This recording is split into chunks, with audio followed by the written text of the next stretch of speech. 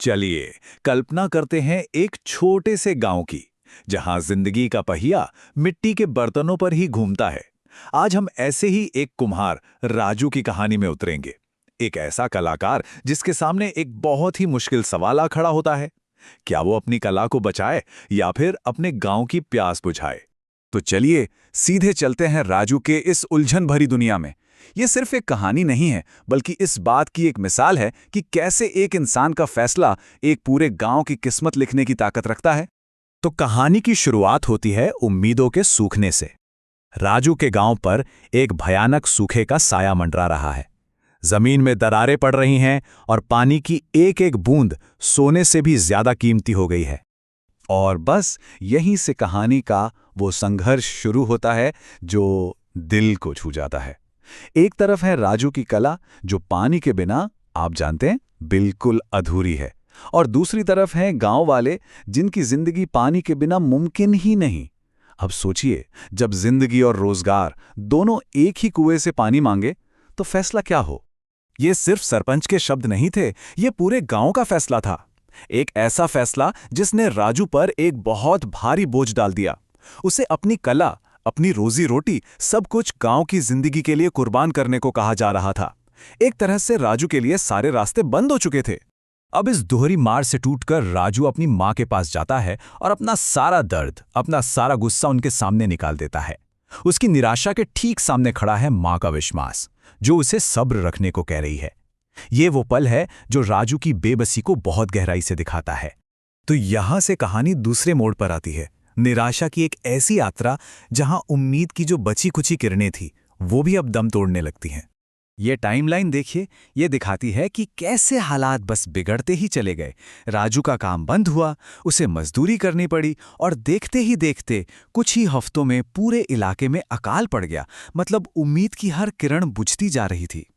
जरा उस पल के बारे में सोचिए, जब लगे कि बस हल मिल ही गया है और आप पूरी ताकत लगाकर उसकी तरफ भागते हैं, पर वहां पहुंचते ही वो उम्मीद भी टूट जाती है।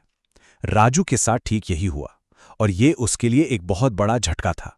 और जंगल में अकेले बैठे राजू के मुंह से बस यही शब्द निकलते हैं जो उसकी पूरी हताशा को बयां कर रहे हैं। ये उसकी जिंदगी का वो दौर था जहां उसे लगा कि अब शायद सब कुछ खत्म हो गया है। लेकिन कहते हैं ना, जब अंधेरा सबसे घना होता है, तभी उम्मीद की कोई किरण चमकती है। जंगल के उसी सन्नाटे में एक ऐसी मुलाकात होती है जो राजू और उसके गांव की किस्मत हमेशा हमेशा के लिए बदलने वाली थी। मतलब हार मानने की जगह राजू अपने लिए नहीं, अपने गांव वालों के लिए कोशिश करता रहा।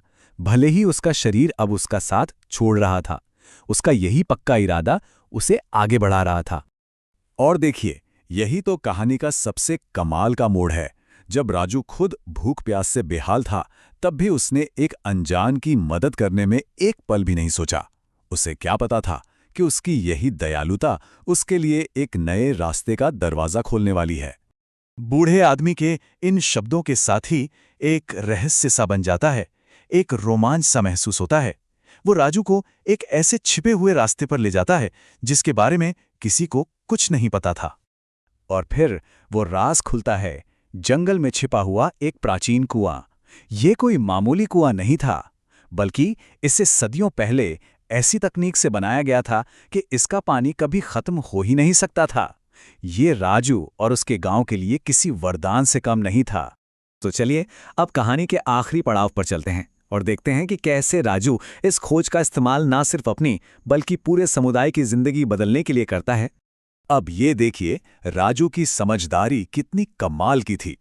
उसने सिर्फ घड़े नहीं बेचे, बल्कि हर घड़े को शुद्ध पानी से भरकर लोगों तक पहुंचाया। और हां, पानी के लिए उसने कोई पैसा नहीं लिया। इस तरह उसने अपनी कला को गांव की सबसे बड़ी जरूरत के साथ जोड़ दिया।